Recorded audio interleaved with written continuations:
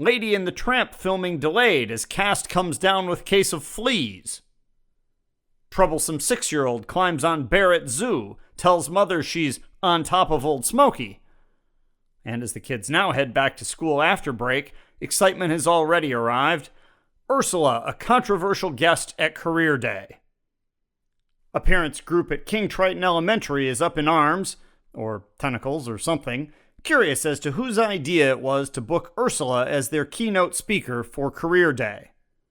The famed singing octoperson swam into school last Thursday, where she was greeted by a packed auditorium of youngsters anxious to watch her How to Become a Sea Witch presentation.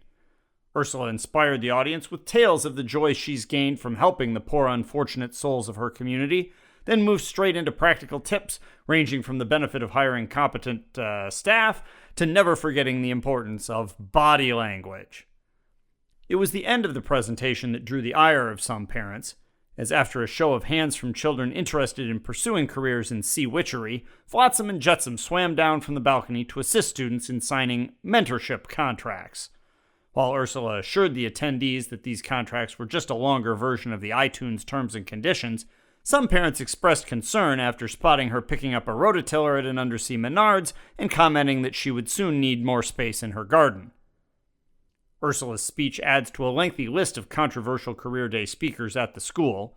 Just last year, Captain Hook cut off his lecture on piracy early after learning King Triton's student body includes a number of crocodiles.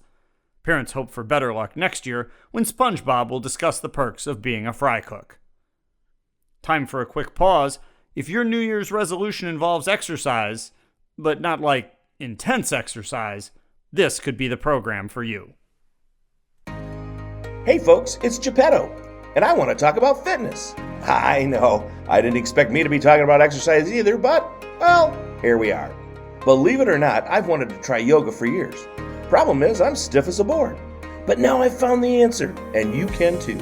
If your wooden body is more downward log than downward dog, then you need to check out the new class for my son.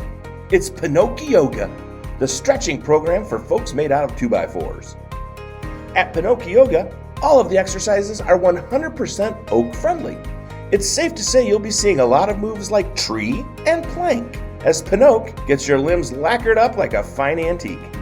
Inflexible Hollywood celebs from Groot to the Tin Man have relied on Pinocchio Yoga for years, and now it's available to working stiffs like you and me. Come down to the studio, right behind Lumber Liquidators, and sign up for a free trial today. As Pinocchio says, there are no strings attached. Pinocchio Yoga, the greatest yoga starter around, and that's no stretch. That's our buddy Jay back for another ad go-round after a visit to Pinocchio Yoga. When I asked him if he'd be willing to record that for us, he said he wouldn't even have to act because he just suffered a pickleball injury in real life. Gotta be careful out there, man. All right, let's get back to the news.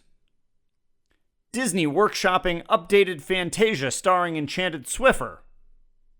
Citing record losses, Aladdin Casino bans genies from its table games. And finally, in medical news, villainous doctors report spike in food poisoning. A concerning new trend is gripping the fairy tale world, with doctors reporting a disturbing spike in villains suffering food poisoning after eating uncooked heroes. Villains Memorial Hospital reported that cases of bad guy botulism and scoundrel salmonella have spiked 82% this year, with many requiring treatment in the emergency department. Following high-profile stories of a sly fox eating an undercooked gingerbread man and the big bad wolf inhaling Little Red Riding Hood without even putting her in a toaster, doctors hope to raise awareness across the crooked community to promote safer eating habits. The witch had it right, said emergency Dr. James Roper, noting her efforts to stuff Gretel into an open oven prior to eating her.